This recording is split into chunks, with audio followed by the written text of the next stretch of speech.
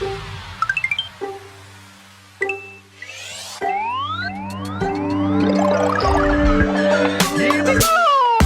day everybody and welcome to the House of Mario, the South Australian Nintendo podcast that is backed by a 120 Power Star rating. I'm your host Drew Agnew and the doors to episode 245 are open. This week on the show, I've been playing a bunch of games. I'm keen to talk about them. Been getting into that Nintendo Switch Online, Game Boy and Game Boy Advance games. So looking forward to discussing that with you, as well as some Final Fantasy Theatrhythm Final Bar Line. Been playing a bit of that last night, and that's a big deal of fun, even though I'm not the biggest Final Fantasy fan. Hope you're going well. I hope you've had a fantastic day, wherever you are. Whether you're listening to this at night or in the morning, or God forbid, you can't sleep and you're trying to doze off. Well, wake up, mate. The House of Mario, you clicked on it. You may as well listen to it. Jesus Christ, I don't do this for nothing, mate. Jeez, I don't know what I'm on about. Well, I do it for nothing, literally, financially. But I don't know where I'm going with this. I listen to podcasts to get to sleep sometimes. It's not like I'm not guilty of that. Last night I was actually listening to the start of Defining Duke, an Xbox podcast, to help get to sleep. And that's no disrespect to Cog or Maddie who host the show. It's just how it is. You know, you set your little timer to half an hour so you don't waste the whole show. You'll go back and reverse it, the bits that you didn't listen to properly. But it's all right. So you can do that with the House of Mario. I don't know where I'm going. Bit of housekeeping before we start. Be sure to go over to youtube.com/iDruby. Follow me over there. Check out the live streams, the videos, this podcast, and much more that I get up to there. Been doing some live streams straight from the PlayStation 5 over the last week. Live streamed Rooftop Renegade, which is a fantastic game from a local indie studio here in South Australia. I'll talk about that a little bit later. But yeah, been streaming that. I streamed Wild Hearts, the first hour. And I pretty much just, it's like a super exciting, VOD to go back to. I just sort of played it. But, yes, it's very fun. So if you wanted to check those out, say what I'm up to, youtube.com/iDruby. You can follow the show on podcast services as well. Leave a 5-star review on Apple Podcasts and Spotify. Very much appreciate that. Haven't had one in a long time, so if you want to leave one, I'll read it out on the show. I'll very much appreciate it. I'll just throw some flowers at you. I really will. I'll throw them at you. I'll throw them over you, and they'll just drizzle down. I reckon. I'm not aggressive. Yeah. And what I mentioned earlier, it's like I don't do this for nothing. So head over to patreon.com/iDruby where you can leave a $1 tip where you can get exclusive podcasts such as Secret Recordings, which is behind the scenes podcast I do by myself, and also a podcast called Heaps Good that I do with my good friend Josh, the host of the wonderful Nintendo podcast Nintendvania, where we talk about a little bit of everything that we want to talk about. I'm recording an episode with him tomorrow, and I sort of want to pitch some ideas. I really want to work more with Josh. I think he's a great bloke. Going to his engagement party next weekend. Really looking forward to it. But I want to do some more podcasting with Josh. I know, personally for me, I'm doing this by myself. I really enjoy it.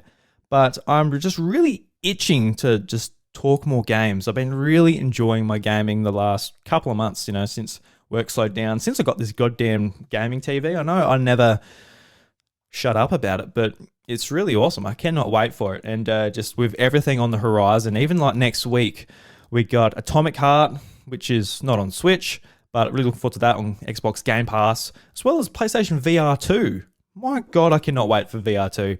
I've got PlayStation VR 1, but honestly, I didn't use it that much. I played a bunch of Beat Saber, played Moss, and apart from that, I just dabbled in a little bit here and there. I didn't use it that much. It was just a kind of a pain to set up, and I had a PlayStation 4 Pro sort of set up in the corner, like literally behind me. I had it set up, and it just was a pain in the ass to use. But I can't wait just to, like, with this setup now, just wheel this TV wherever I need it, plug in the VR just in the USB-C at the front, and play a bunch of games there. So I'll be really playing a lot of VR games next week, I dare say, when I can get the time, when I can just zone out and not pay attention to the rest of the world.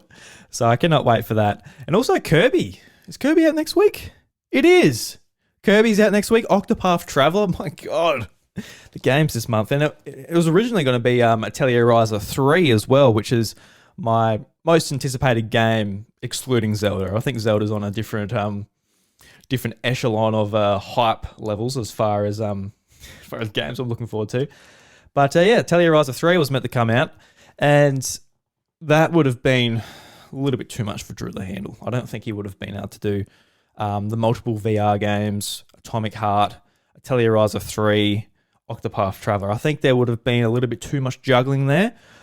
Typically for me, when it comes to playing games, I like to divide stuff up between like a longer game, like a AAA game, for example, maybe a retro game or an indie game, depending on what they are. So you can like divide them up between like something like Dead Cells or Mario Bros 3 or like whatever it is. I think just something like a little bit more linear that you can come back to and not forget the story.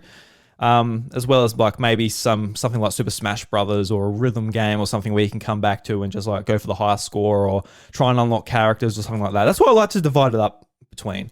So multiple JRPGs as well as like immersive VR and all that. I don't think that's possible for old Drew. So yeah, man, it's going to be a great week coming up. But I've already had a great week. So I just want to jump into my week on gaming. I'm still getting through Dead Space. And honestly, if I wasn't so adamant to finish it, I probably would drop it. I think Dead Space, I think it's a great game. I'm really glad that I've picked it up to basically at least chip in my part to say to EA, like, make games like this. This is amazing. You need to be using your studios for other things other than just your sports games. And I love FIFA, don't get me wrong, and I appreciate those that love Madden. I actually tried to play Madden on Xbox Game Pass, and what it come down to is I had no idea how to play the game. I've never watched a game of American football in my life, so when it came to actually like, all right, you know, what play do you want to, what formations do you want to do? I got no idea. But I appreciate it. So Dead Space, I absolutely love how it's basically set out. You know, you can save feels like every 2 minutes, which is good for me.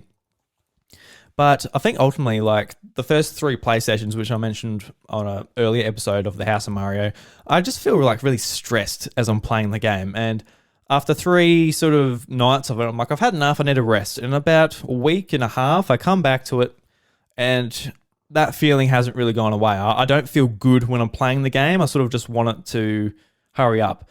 But I think like that's what the game's ultimately looking to achieve, is make you uncomfortable. You know, you're going from each area of the Ishimura, the ship that you're on, to basically you're trying to get off of it. So it makes sense. So what I've done is that I've put the difficulty level all the way down to story mode, easy baby mode. So your health like auto regenerates, you do more damage, you get less damage given to you. I just want to finish this game. So I'm on like chapter 8. I've got 4 chapters to go, and that seems like that's like a fourth of the game still. I thought this was going to be a real simple, quick game to get through. You know, about 10, 12 hours. I'm about 10 hours in. I don't know. Well, I think 8 hours by the game clock. So I'm just really wanting to get this out of the way. And it's put me off sort of getting into Metroid Prime Remastered. I haven't touched it yet because it's, you know, a kind of a similar game in some aspects. Obviously, Metroid Prime isn't a horror game, but it's a moody game. You know, it's got an atmosphere. It's a first-person game, shooty game. I don't want to sort of line those two things up because ultimately I will fall off both, probably, if I put too much on my shooting moody plate as far as that goes. So I'm saving that. I haven't played Metroid Prime properly all this time, so I may as well just play it when I'm ready to play it on Switch. But seeing everything online from Metroid Prime, it looks fantastic. The remaster looks really great. Just, I can't believe how well the teams, because there's multiple teams that have worked on this, have just made it look and made it run. 60 frames, looks stunning. I'm like, it'll be great if we could see a lot more of this from Switch. Obviously, different talent and just expertise coming to the technical side of things. It looks just looks fantastic. So big props to Nintendo for getting that together. So I'm looking forward to getting into that, but I'll play it a little bit later when I'm actually able to put my full energy into it. So I want to get Dead Space out the way. In saying that, I've bought a couple more games. I've been playing last night Final Fantasy Theatrhythm Final Bar Line, and like I mentioned a little bit earlier, I'm not a huge Final Fantasy fan. I want to play more of the series. Ideally, this year, I'd like to play Final Fantasy VII, play Final Fantasy VII Remake, and then I'll be ready for Part 2 of Final Fantasy Remake. So that's what I wanted to achieve this year as far as Final Fantasy goes. And they're actually releasing Final Fantasy 1, 2, 3, 4, 5, 6, all the NES and Super Nintendo games on modern platforms. So I'd like to play some of them as well. I want to get into Final Fantasy. I think I'd really enjoy it. And that's pretty evident from this game as well. Just the whole atmosphere, the music is fantastic. I don't think that's a surprise when it comes to Final Fantasy, just how great the music is. Even from Final Fantasy 1, 2, 3, like NES games, they sound really great. And what's cool about this game is it's a rhythm game. You're pressing the buttons in time. There's different sort of methods you use. Like there's obviously you just press the button in time and you hold in the button, let it go at a certain time. Then there's the sticks you can flick in different directions as well as holding the button. You use the stick to move your little cursor up and down, so you're getting the correct I guess line as you're moving the stick. It's interesting because you can basically use any button on the controller to do input. It's not like other rhythm games, like for example, Guitar Hero, where you've got to obviously do the right button. You can't just press any button to do any note.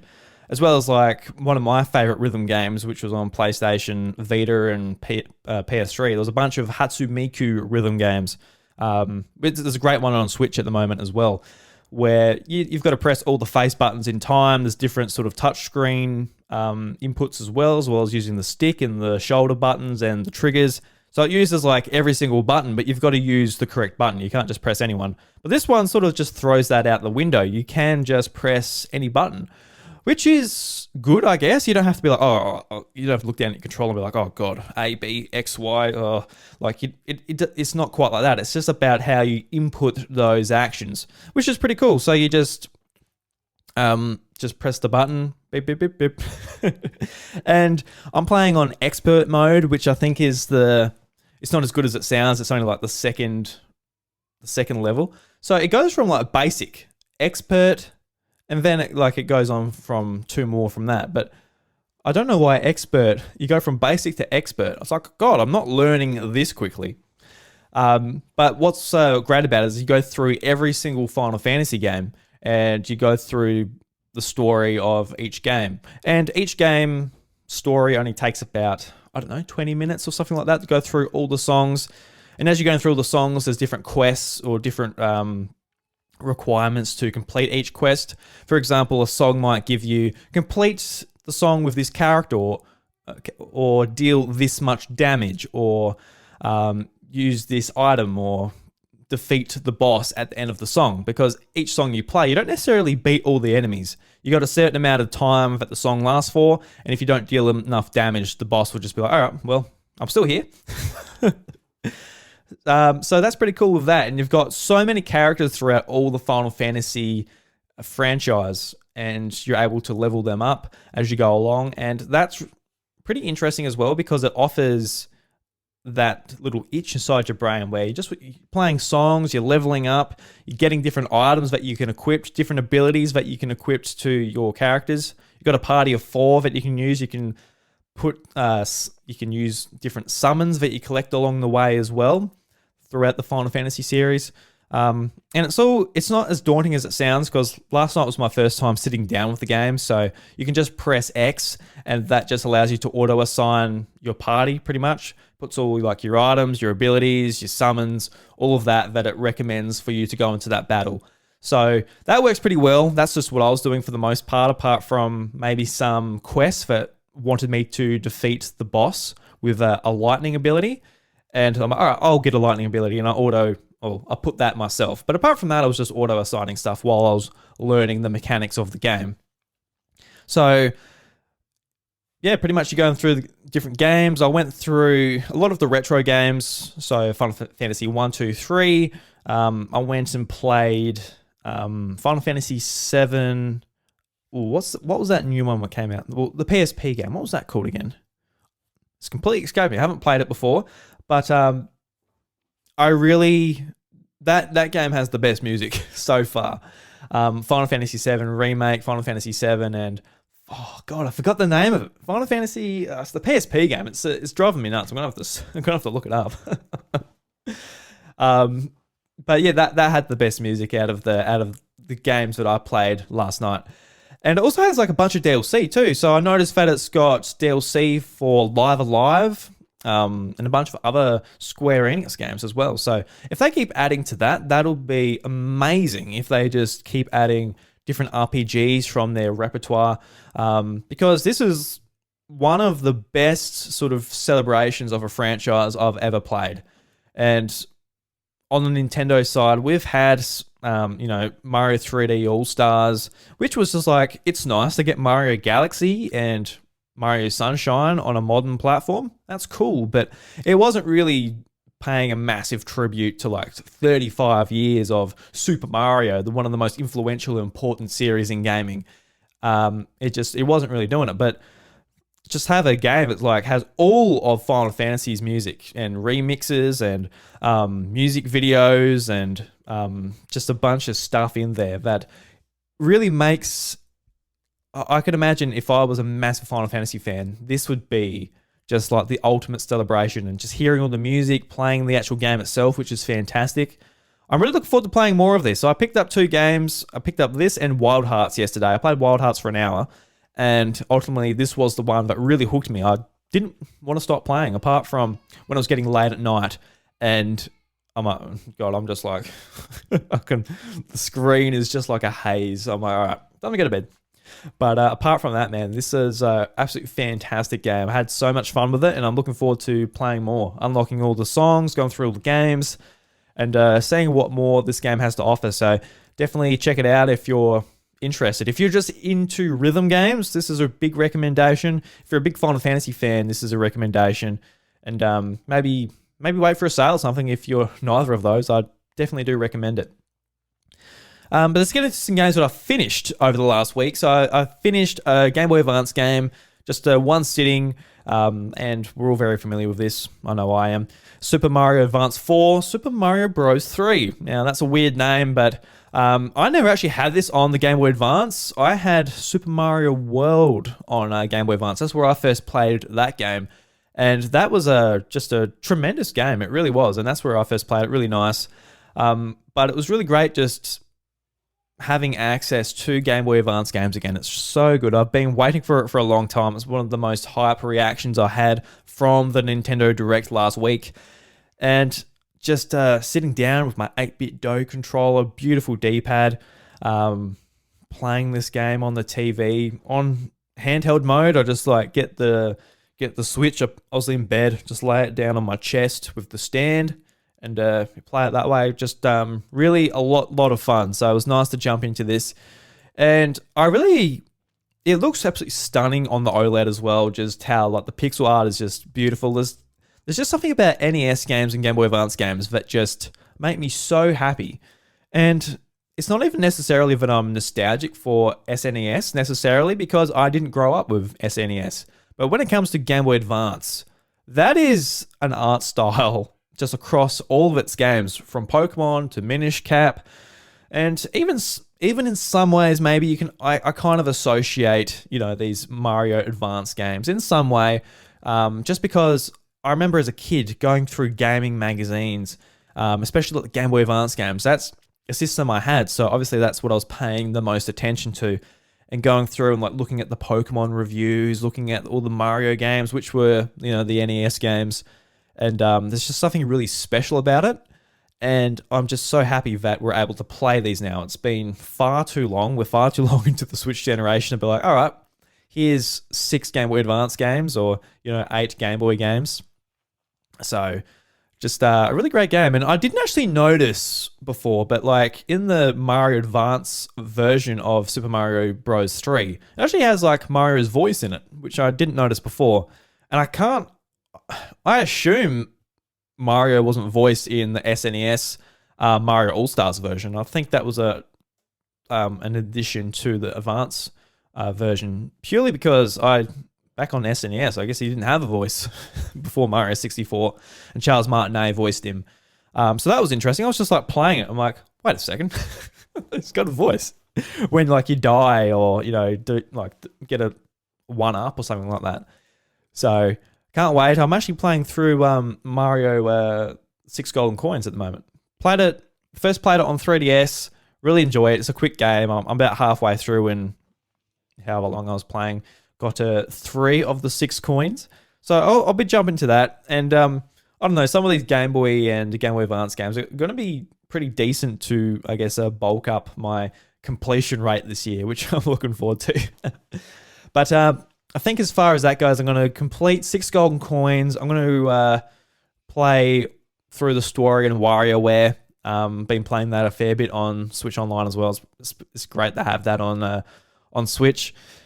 Mainly because I guess in some ways, WarioWare on Switch, while I appreciate how much effort they went to and how different it is, and you can't really compare it to the rest of the series because you're controlling a little character rather than just being like using the D-pad or the motion controls or whatever to complete a simple task.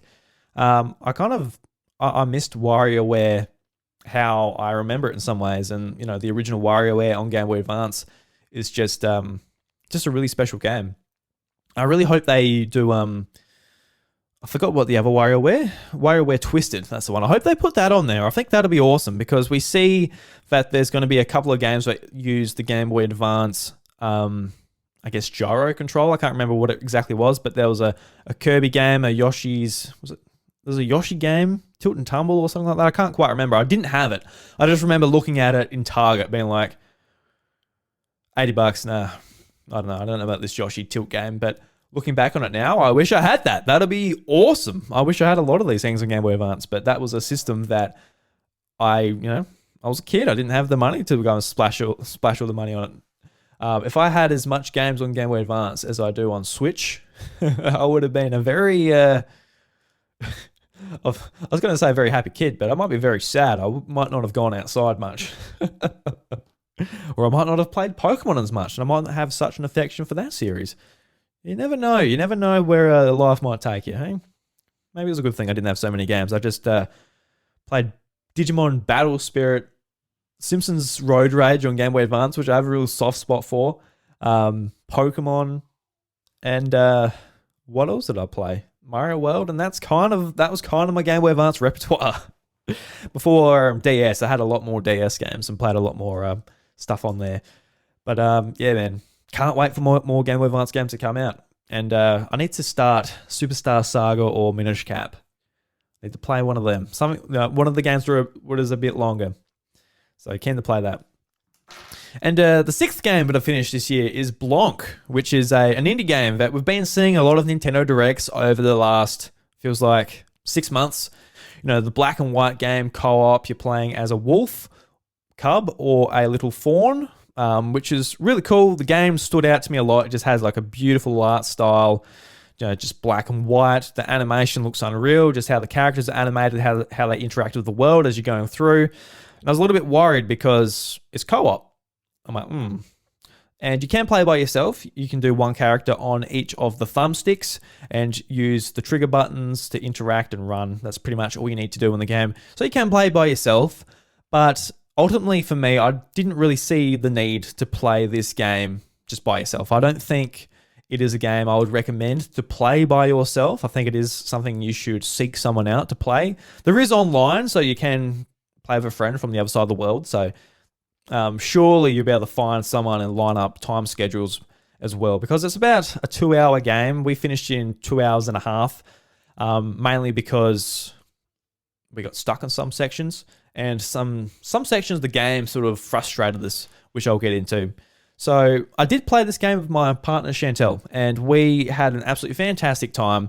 And why this game is really special to me actually is because my wife was always typically someone who was really hard to find a game to play with. And I've mentioned this before, and Chantal has actually been on the show talking about this, which was really insightful for me to able to hear her perspective. But we typically play like a lot of Telltale games, Life is Strange, stuff like that, which is me playing the game and her like, oh, helping like make decisions here and there, and I'd put the input. But even those games, like The Walking Dead, I'm like, all right, you play it. Or what was that? Until Dawn. That was one week that we really enjoyed, and we played the whole game together. And there's some sections in that game where you're holding the controller and there's a monster coming out, and you've got to hold the DualSense really still, otherwise the monster will detect you. And that's really cool to me, but to her that really like stressed her out. Like, I can't do this. She's getting mauled by some bloody monster. She's looking down at the controller like, what do I press? I'm like, X. I'm like, which one's the X button? Like, just it put a lot of sort of stress on her, and she doesn't want to use her I guess leisure time to just sit there and be stressed, which is fair enough. I feel the same way with Dead Space, believe me. So it was really hard to find games for her, just the play. And when I saw this, I played her a trailer and I said, like, would you be interested in playing this with me tonight when the game came out a couple of days ago? She said, yeah, we'll give it a go. So went onto the eShop. It's only $22 here, so not too bad. I would say, pretty decent price for the type of game that it is. And we jumped into it, and she ultimately had a really great time with it because you're going through the game. She played as the Fox Cub. Oh, I thought it was a Fox Cub, but at the, you see their parents at the end, because the aim of the game is you're getting back to your parents that you've lost in a snowstorm. So the Wolf Cub, she plays the Wolf Cub. I played as the Fawn, and you're going through the game, interacting with the world, going through different puzzles, using your different advantages to progress. So me as the Thorn, I could help the little Wolf Cub jump up ledges, because the little Wolf Cub had a little tiny jump, but the Fawn had a big jump. And the Wolf Cub can sort of latch on with its mouth to different handles and drag things out the way, move things to where they need, so I can jump up on them and progress. So you're basically getting to each section of the game and working out what you need to do to progress. And I thought the puzzles were really great. They were a lot of fun. They weren't super hard, but they got us thinking. They got us talking. Sort of, all right, you go over there, I'll go here. Let's just suss out the area before we move on. And it was really great. But there were some sections that involved other animals that sort of copied your movements and abilities, and they were a little bit more frustrating because they didn't necessarily work every single time. You come across, I don't want to spoil too much, but you come across some other animals that are off in the distance, and they're basically copying your exact abilities. And we got to a point where it's like, all right, this is what we think we need to do. And I actually like, all right, I don't want to waste too much time. I've got a impatient wife. I don't want to lose. I want to finish this game. So I looked up a quick guide, and we were doing the exact right thing, but these specific animals didn't follow us to this section. So I'm like, oh my god! So we went back and made sure they actually followed us this time. So that was a little bit frustrating, and that's as far as my gripes go with this game. It didn't outlive its welcome. Like I said, 2.5 hours to finish.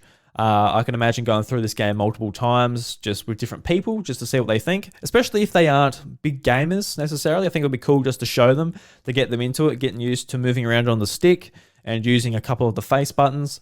So if you've got some kids or partner or maybe some friends or whatever, I think it'd just be just a great use of this game, sort of, getting them into using a controller. But apart from that, there's not a whole lot to do afterwards. There's no collectibles, there's no achievements, there's no whatever, what have you, which is good because I don't really need to go back. I'm like, oh, I need to collect all the collectibles, I need to do this. It was just a nice experience to sit down and experience. Got to experience the experiences. So yeah, I really, really enjoyed it. I'm glad I picked it up. I'm glad I played it. I'm glad I could share it with my wife, which we've only been able to share a very specific genre of video games. And now we've actually done a bit of a puzzle game together. So I'll be looking for more of these, hopefully. Some games are a little bit more basic, not too many inputs, moving around, getting us thinking. Because there are even some puzzles where like she would move forward, she'll do it, and we would progress the story there. So a big recommend from me. I'm basically keeping track of all my games on the GG app and leaving reviews for each game and keeping my list. So if you want to follow me on that, actually, you can go to twitter.com/Ruby. It's a Twitter post that I'm keeping relevant on there. But it also has a section where like you give it a rating out of 5 stars. So typically I'm not like a score giver, but it makes me think like, oh, what score would I give this when I do leave a review with my thoughts on it? And I think ultimately I'll come down to like a 3-star. And to me, that's good. That's a good score, which ultimately just comes down to the fact that like there's not like a whole heap to do, which that doesn't bother me. The performance does leave a little bit more to be desired as far as the frame rate goes. When I'm playing it, I'm like, it is sort of jarring enough. It is, I would say, probably sub 30 frames just from how it's animated, but I think it makes up for that, just how it looks and how it's animated and all of that. So big recommendation if you need something to play with, especially a partner that doesn't like playing video games. So big thumbs up. Go and get Blanc from Cassis Luddy. I don't know if I'm pronouncing that right, but a small dev studio published by Gearbox. So big shout out. Support these games that are doing good work. All right, let's move on to the news. We got some news. A little bit quiet because of the Nintendo Direct, but it is what it is. Woohoo! Yeah! Pika, pika! Is that all? I fight for my friends. Yahoo! My body is still warm. All right, it's approaching the end of February, so we all know what that means. It's buddy coming up the Pokemon Day, celebrate Pokemon, and God knows what else they're doing over there at the Pokemon Company. Maybe they'll have some trading cards. Maybe. No. I just want to read this, a bit of a quote about what we might be able to expect from one of the senior director of brand marketing at the Pokemon Company International. What an exciting title he has. I'm sure he gets paid well anyway.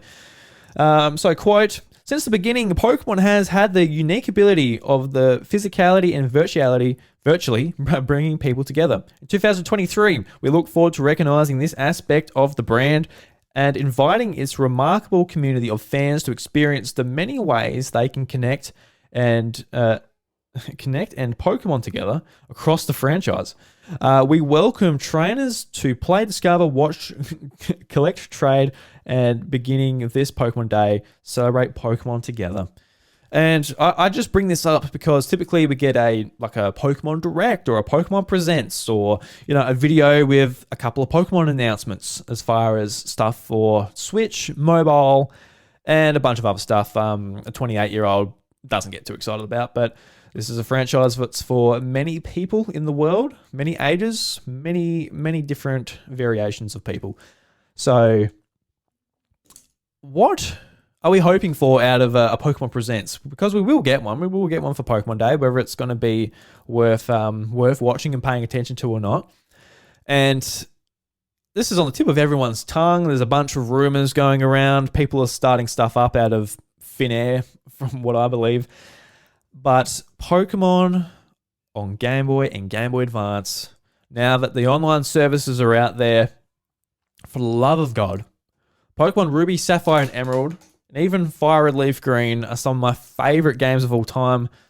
I love the music, like I mentioned before, the art style, the pixel art, everything about it. I really want to play these games. I've been itching just to start up an emulator on computer so I can play it on big screen with my 8-bit Do controller.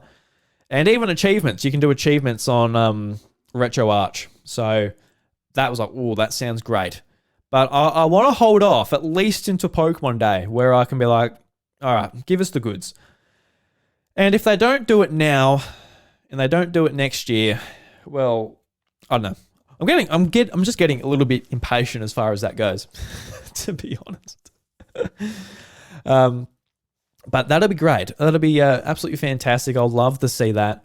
I think that'd be just kind of a slam dunk as far as getting people signed up to the service. I think that'll be a big thing for Nintendo since they are, one of the holders of the Pokemon IP. But I don't know. You could see them doing like their own collection or even remakes or whatever. But I just want to say, like, if you're going to do that, please already have done it. Like, as far as like I mentioned this before when it comes to the Pokemon Home subscription, wouldn't it be cool if like you subscribe to Pokemon Home and a part of that is like the retro games that integrate straight into Pokemon Home? That'd be awesome. I'd love that. I'll pay that, please, for the love of God. So they could have done that a long time ago, just regardless of whether Nintendo Switch Online supports Game Boy and Game Boy Advance. So they weren't doing that, but now we are hopefully waiting. So I really do anticipate these games on a Nintendo Switch Online. That is my number one sort of just wish as far as Pokemon Presents goes. But another one would just be some spin-off games that aren't mobile. I feel like we've got enough on mobile. We've got Pokemon Unite, which is good. We've got Pokemon Go, which is doing its thing still, which I really enjoy. We've got Pokemon Masters, which pulls more from the characters and the world of Pokemon, which is really cool, which is cool, but at the same time, I'm not in the market for these like microtransactions gotcha stuff. It's just not on my agenda as far as what I want to spend my money and time in. But we've got enough on mobile, man. We don't like, even if you're like you're a massive Pokemon fan, you love your mobile gaming.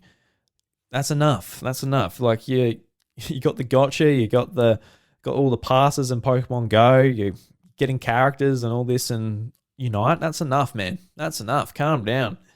So I'd just love to see some more just spin-off games on Switch. And we've had a few. We've had the remake of the first Mystery Dungeon. We've got Pokemon Snap. What else do we have? Is that it? I can't quite remember, but we've got some rumors about a brand new Pokemon Mystery Dungeon. There's been some code found on the website as far as Mystery Dungeon and Chunsoft go, the developers behind the Mystery Dungeon series. So we could very likely expect that, and that would make sense. I kind of surprised we haven't got a Mystery Dungeon already, apart from the remake. But I guess that comes down to just not that many spin-offs on Switch. But I think the announcement that will get me most excited and be honestly the most surprising is a treatment like Final Fantasy got with Theatrhythm, where Pokemon gets its own rhythm game and like a celebration to the series where you're playing through different songs, you're progressing through each game, you're choosing your party of 6 Pokemon, you're leveling up as you're going through the song, doing battles. You got like a Pokedex to collect because you're going through all the different regions or the different games in the series, doing different songs. I reckon that'd be absolutely awesome. That'd be amazing. And that was a thought I had when I was playing Theatrhythm. It's just like, if they did this for Pokemon, Zelda, Mario, I don't know, Pikmin, Super Smash Brothers, just any Nintendo franchise, it'd be amazing. It would just be phenomenal. And Pokemon has some, if not my favorite video game music of all time, probably would be my favorite video game music of all time. There's just so many games that, even from the Game Boy to Nintendo Switch, it all just sounds awesome. That is something that they just have nailed every single game in the Pokemon series. So I would actually love to see a rhythm game. Mystery Dungeon would be cool. And Game Boy Advance and Game Boy games coming to Nintendo Switch Online. And I feel like the retro games coming to the service wouldn't be a big ask. I feel like that's a pretty decent ask. So yeah, I'd love to hear what you guys think about Pokemon Day, what you guys would like to see announced. Leave it on the YouTube video or twitter.com/RoderRuby. All right, let's move on to something that's not so fun to talk about, but we have to talk about it. Saudi Arabia becomes the largest outside shareholder of Nintendo. And I'm going to read this from Bloomberg, but I just want to start off by offering some context. I organized the show yesterday, the day prior to recording, and Saudi Arabia, they upped their percentage from 6% to 7%. And the day after, they've also upped it once again to 8.3%, which is concerning. So let's read from Bloomberg, and then we'll discuss the show from there. Well, the article from there. Saudi Arabia's public investment fund became the largest outside shareholder of Nintendo Co. on Friday, in the largest move by the Gulf state to lower its reliance on oil. The sovereign wealth fund now owns 8.3% of the Kyoto-based games company, according to a filing building up a position that stood just above 6% at the start of the year. That puts the PIF ahead of Japan's government pension investment fund and behind only Nintendo's own holding, according to data compiled by Bloomberg.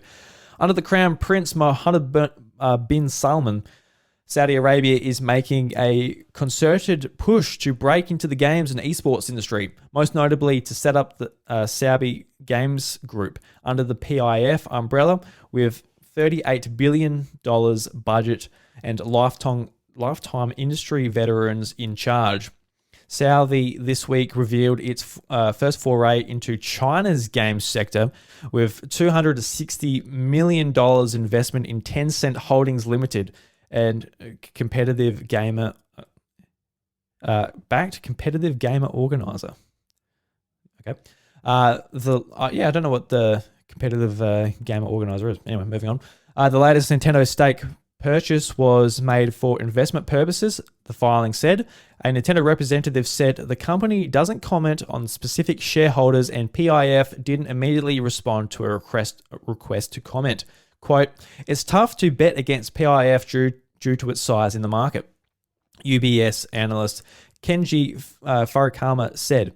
The fund may underpin Nintendo shares if this continues to increase its stakes, end quote. Nintendo marked the PIF's third investment in a Japanese company that hit, Jesus, I'm falling apart today, hit the public discourse sharehold of 5%, along with Nexon Co. and Final Fantasy maker Capcom Co. in 2022.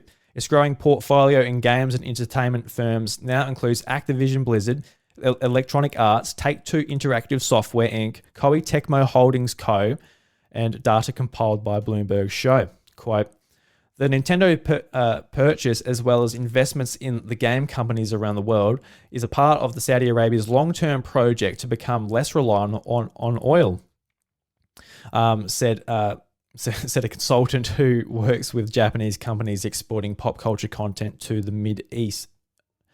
The wealth fund's investment are guided by Saudi's state goals for 2030, which include building strategic economic partnerships and bringing home cutting-edge technology.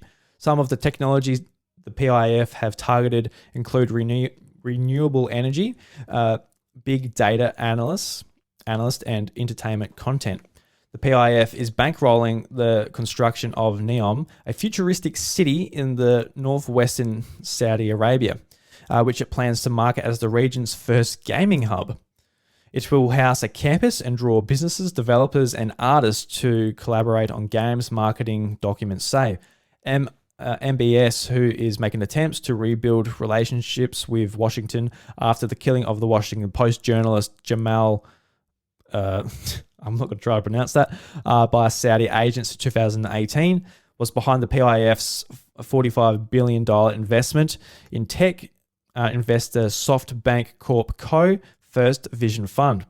That move spearheaded a multi-player effort to obtain footholds in the world's most prominent startups. Quote, "I think the PIF is not done and wouldn't be surprised if it continues to increase its stake in Nintendo going forward."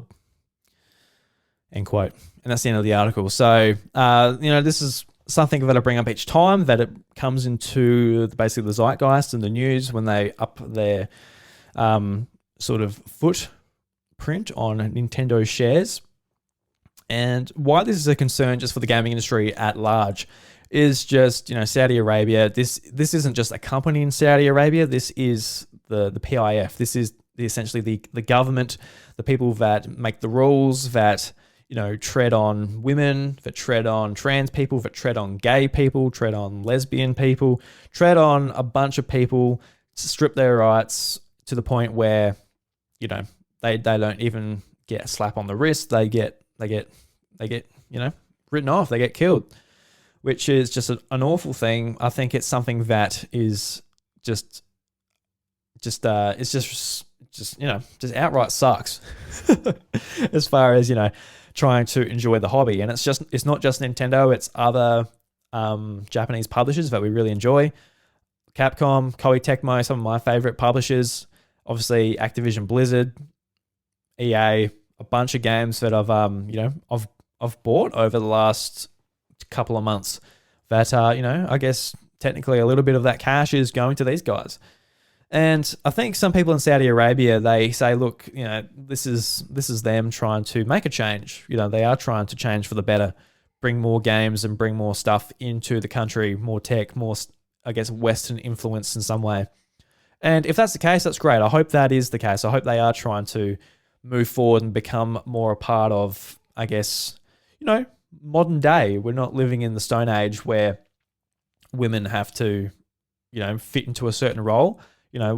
Each person can be exactly what they want to be, which is just a wonderful sort of, just in some ways, just, right we get here in Australia, America, US, Canada, all those countries. So I hope it is a step forward, but it also might be them putting their values into our content, our entertainment, and them controlling it through sport, video games, movies. It's concerning, and it's just worth keeping an eye on. But ultimately, there's nothing we can do about it. There's no point boycotting games. There's no point saying we're not going to buy a Nintendo game ever again. But at the very least I can do is just voice my concern on my little podcast. But I don't think it's worth being like, all right, Tears of the Kingdom, not buying it because of Saudi Arabia's 8.3% in Nintendo stock. But it's something it's worth keeping an eye on. This is not going to be the last time we talk about it. It's going to go up again and again and again. And will it get to 20%? Will it get to 30%? Will it get to 40%? They'll never have a majority stake of Nintendo. Nintendo owns 51% of its stock, so there won't be any sort of takeover as far as that goes. But concerning nevertheless. Let's move on.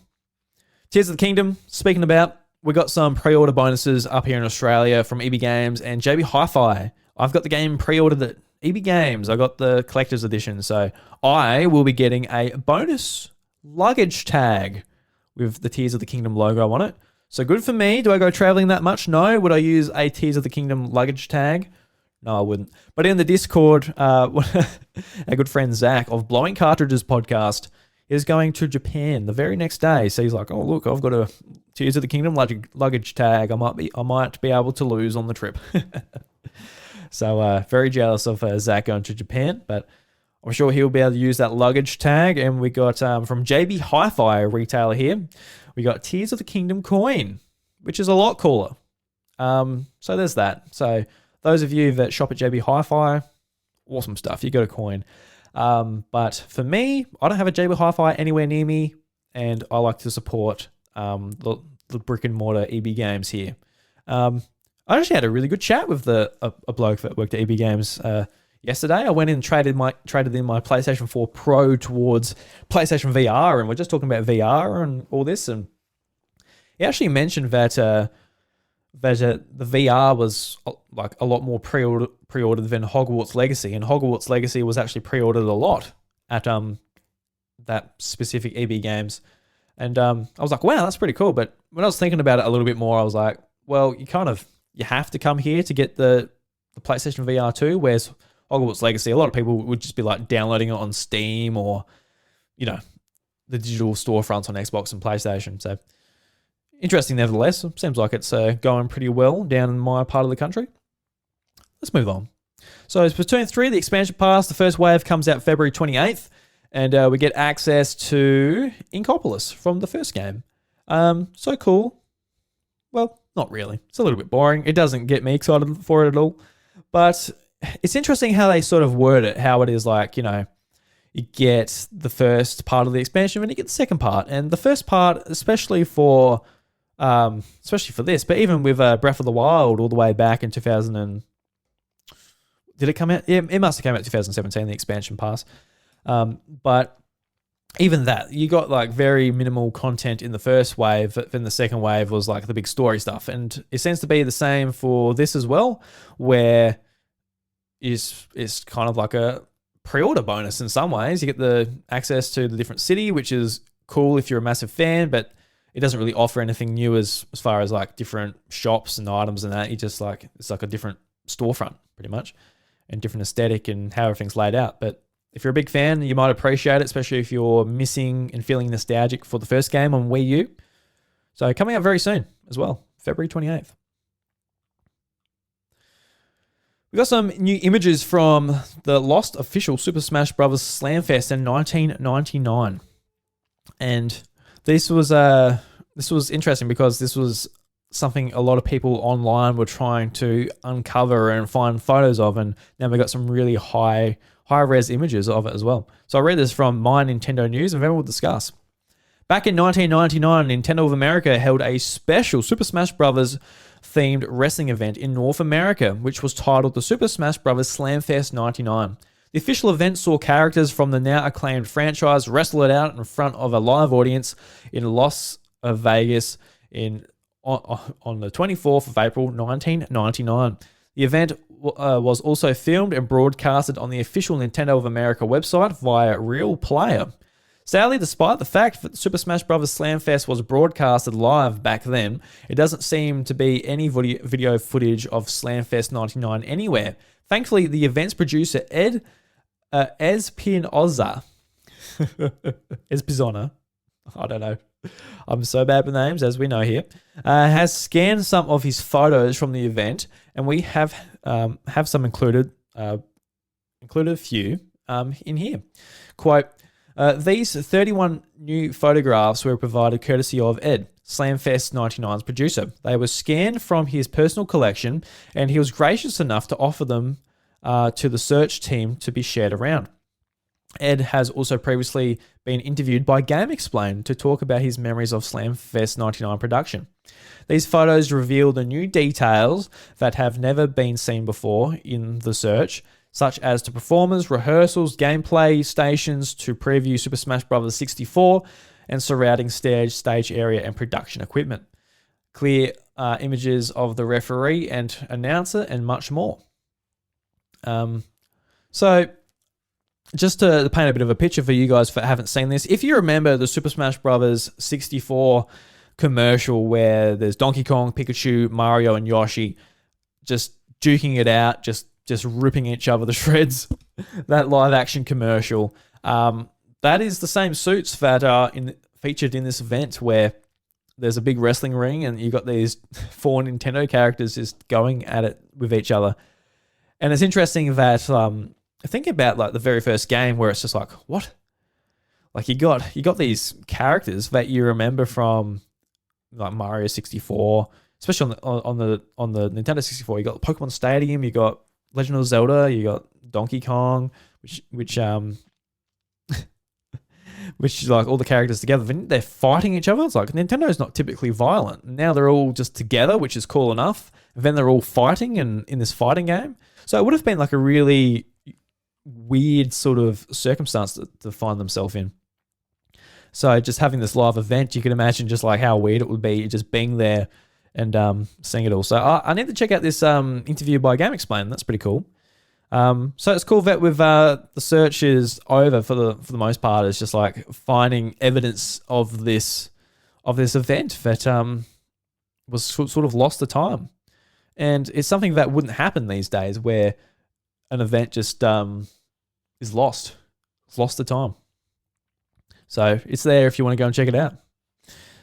Next up, we've got some rumors as far as the Nintendo Switch OLED model and a potential release date for the 10th of March.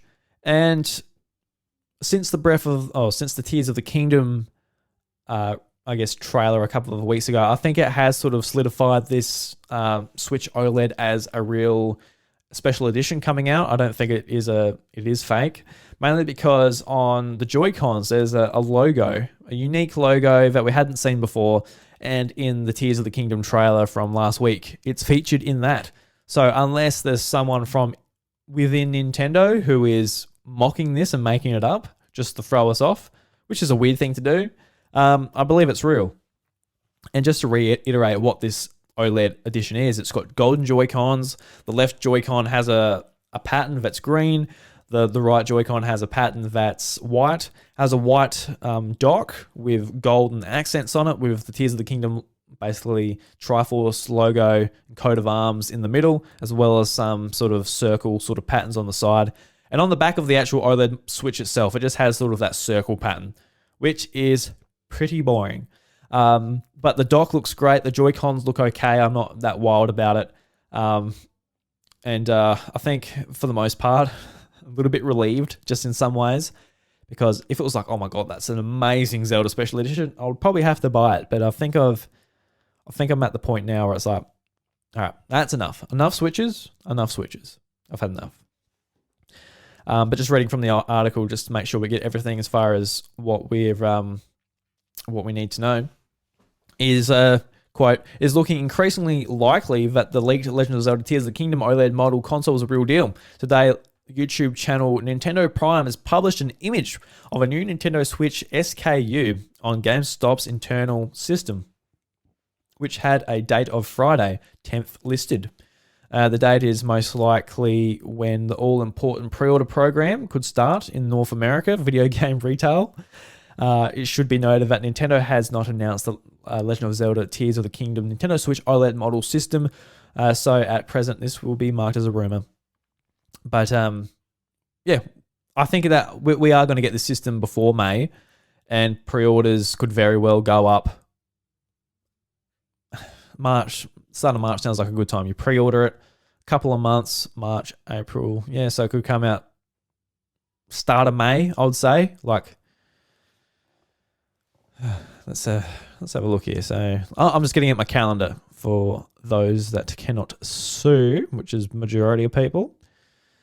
When is the Friday? So I'm going to say it's either this OLED model is going to come out the 5th of May, or it's going to come out the 28th of April. They are Fridays.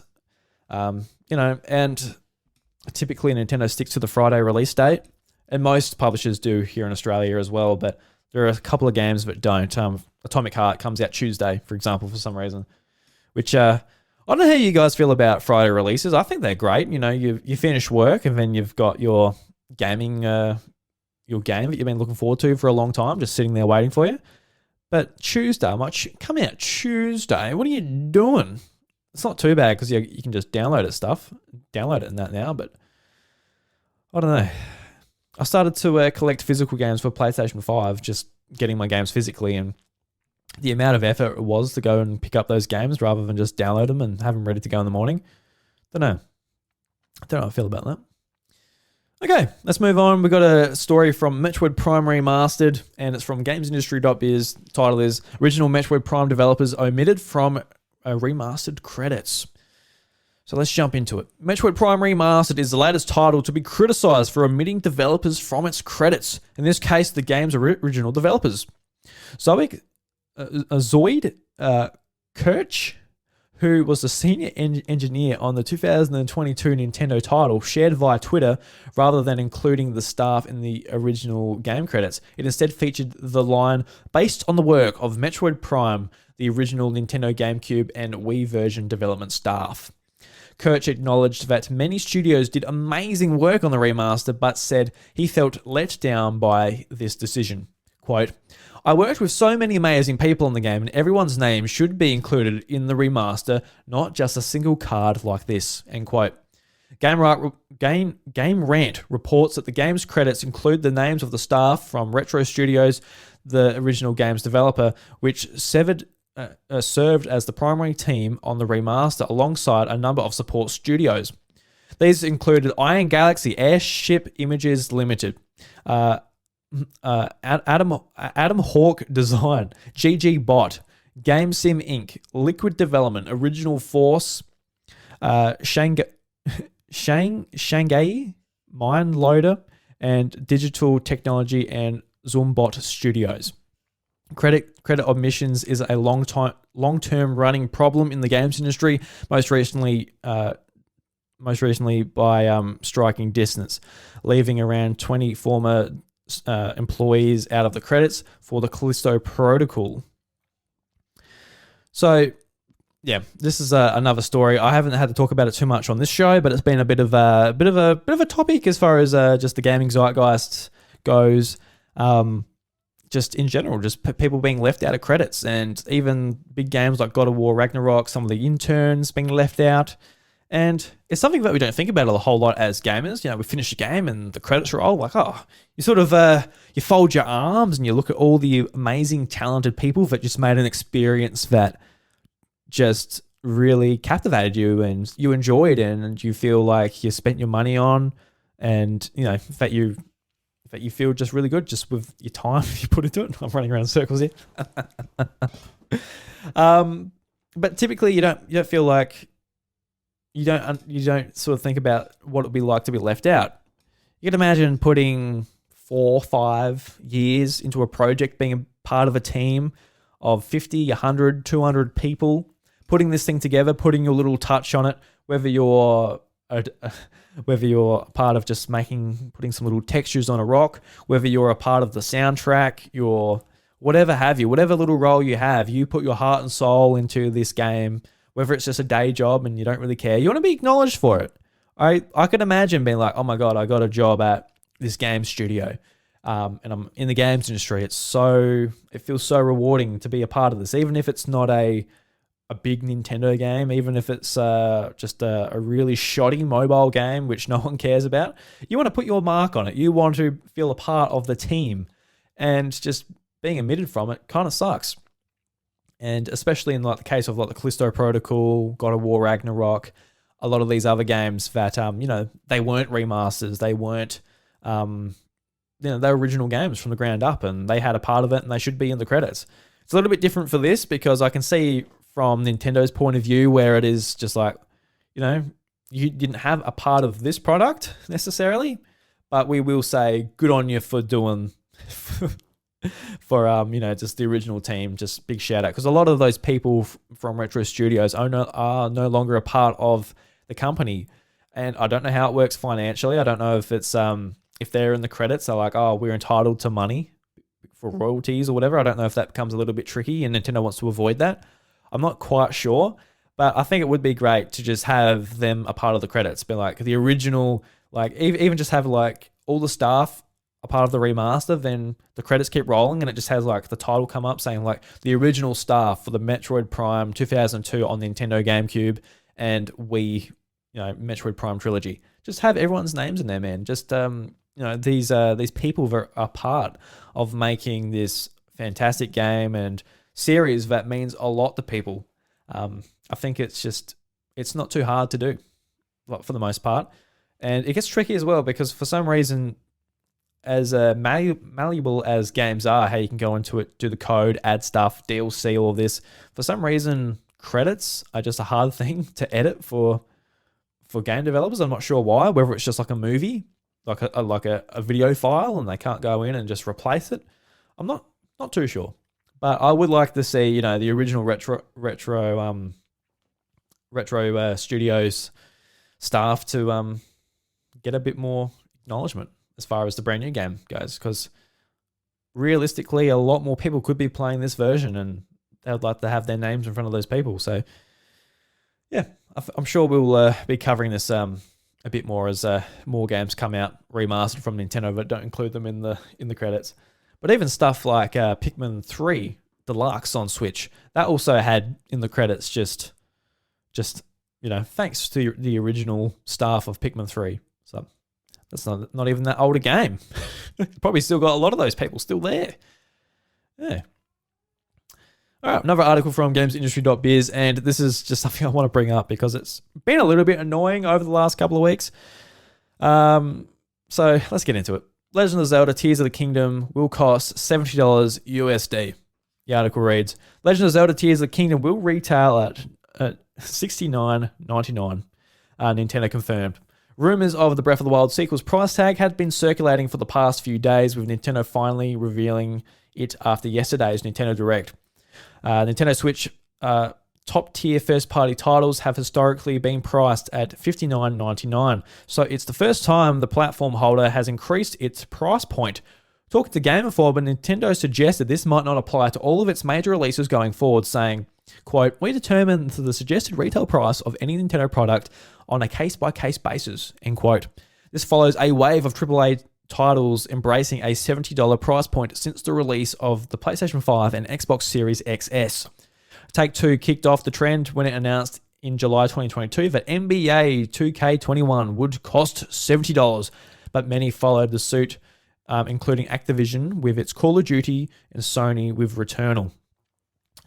So I just want to bring this up because this is, as an Australian who paid more for Breath of the Wild at launch, it's just such a non-story. And I get that it's like a big thing for those that live in America because Nintendo Switch games published by Nintendo, $60. That's around just the agreed on price since the launch of Nintendo Switch. And with the increased development costs and more powerful consoles, inflation, everything that's going on in the world, a lot of these companies put up their cost to $70.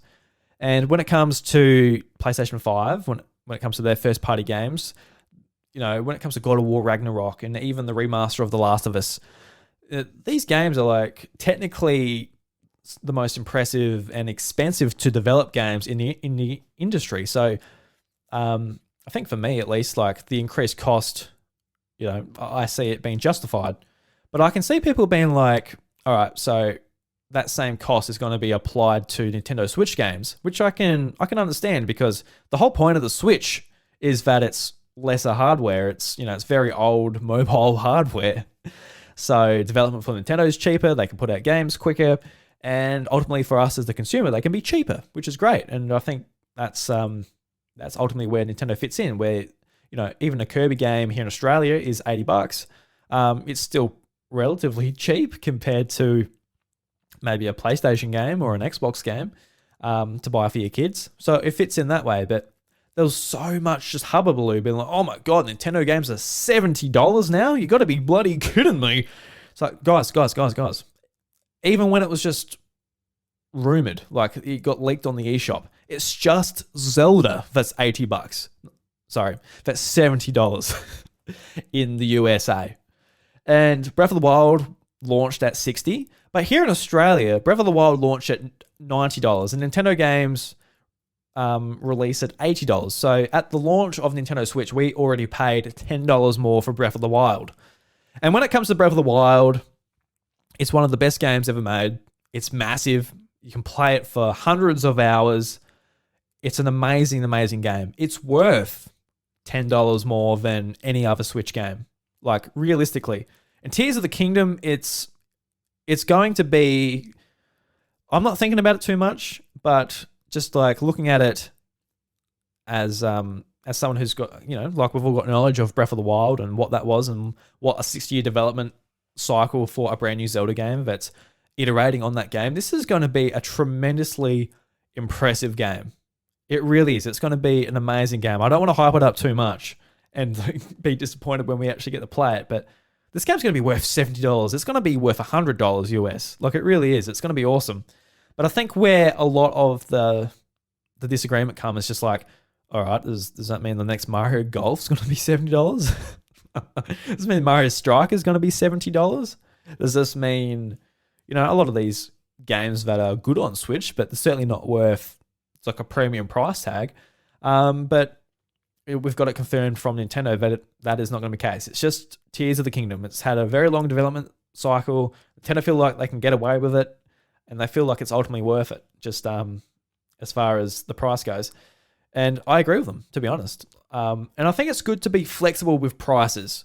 And while I don't think Nintendo is all that good at it all the time, like, for example, at the launch of Nintendo Switch, I paid $90. I paid more because I got the special edition, but if I got just the game by itself, it's $90 for the special edition for the normal edition of Breath of the Wild.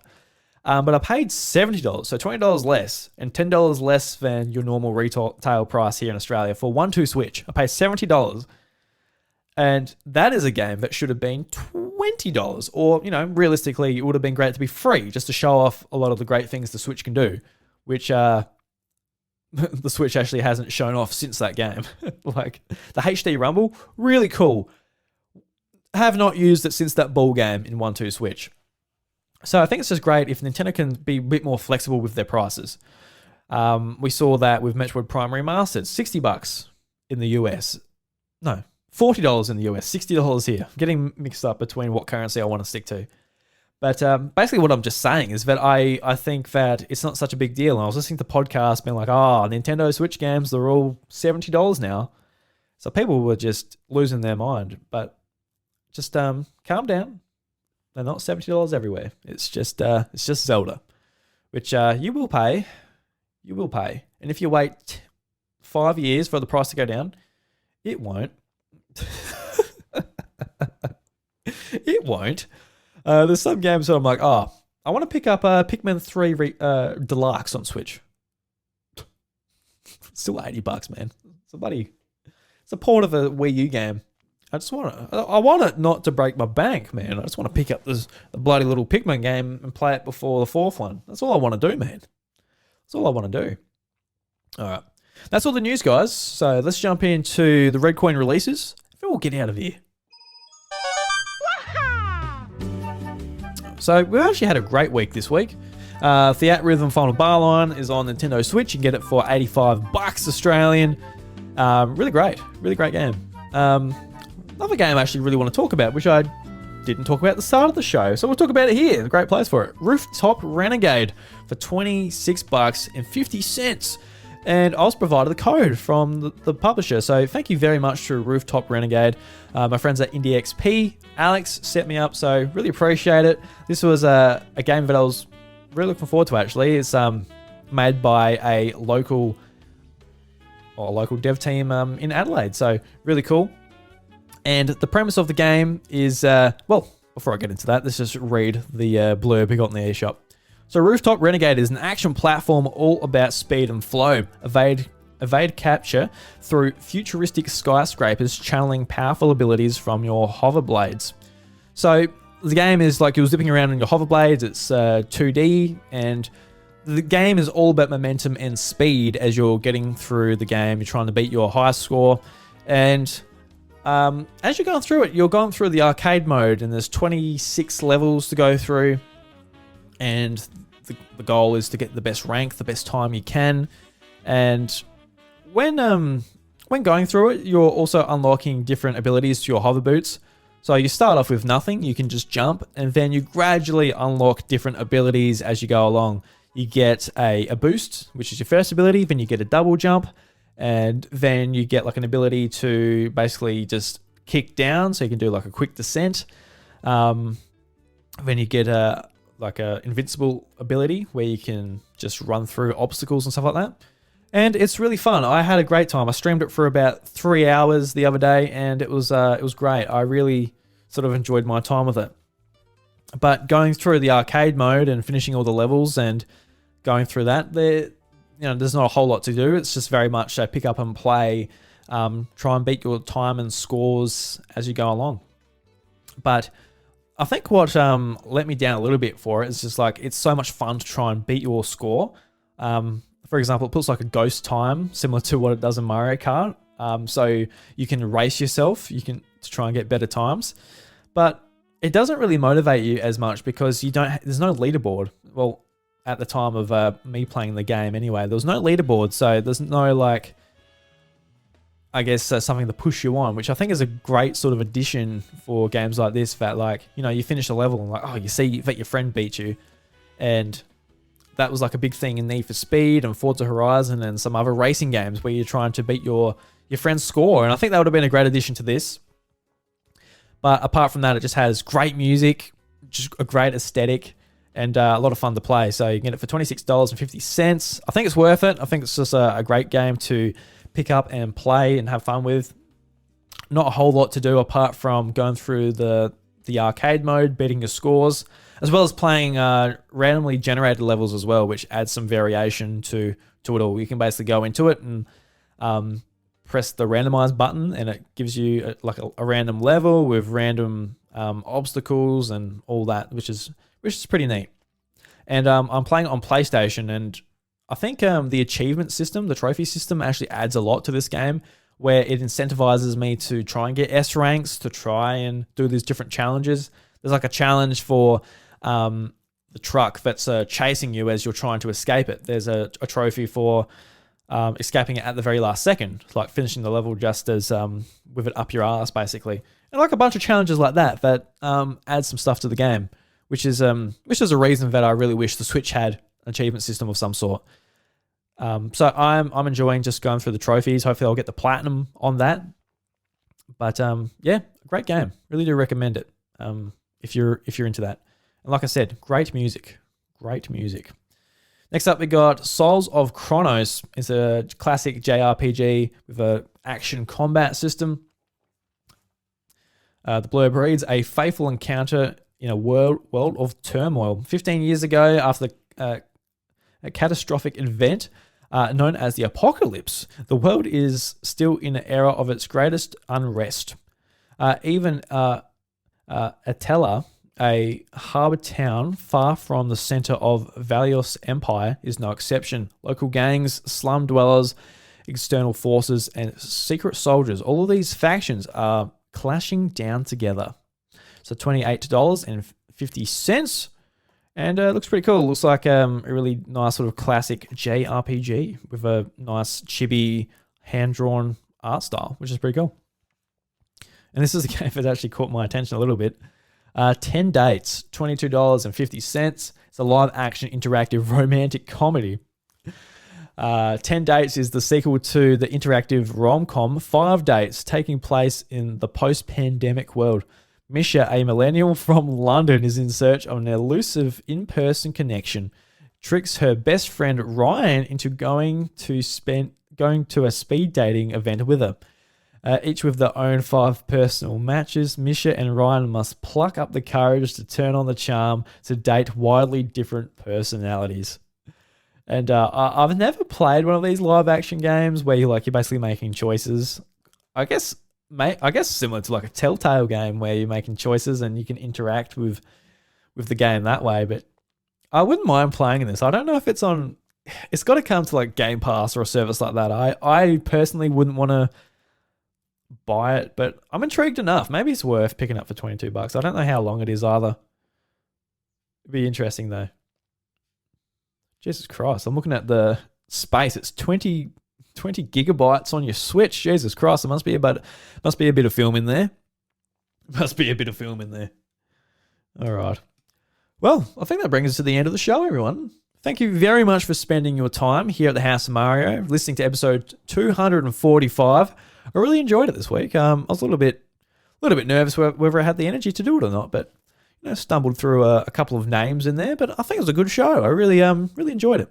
So I really, like I said, really appreciate you listening to this part of the podcast. But to let me know that you got to this point in the show, I'm going to leave you with a bit of a challenge. And last week was pretty easy. It was indeed The Legend of Zelda Ocarina of Time. That was the music featured in this mystery jukebox section. But this week I'm going to play something a little bit trickier. I'm going to make up for how easy it was last week. So I'm going to play a bit of a soundtrack, and you got to guess what it is. Sounding a bit mystical at the moment. It's going to be a tricky one to get. Do you think you know it yet? I'll let it play a little bit longer than usual.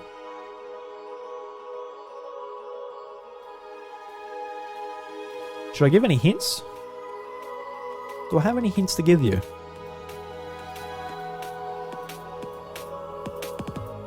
Maybe there's a hint somewhere in this episode if you've listened to it.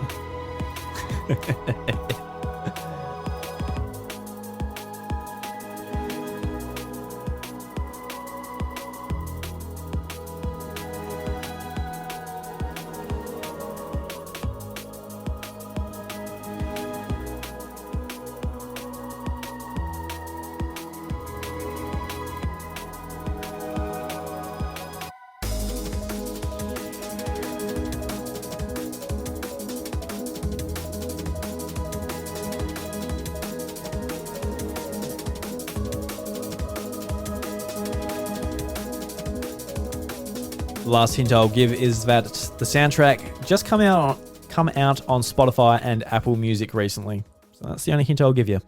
So apart from that, guys, thank you very much for listening to the House of Mario. Be sure to leave a review on Apple Podcasts, Spotify, and also go over to youtube.com/odaruby, subscribe, like the video, and leave a comment underneath with what you think the mystery jukebox was. But until then, guys, the doors to the House of Mario, they're closed. I'll catch you later.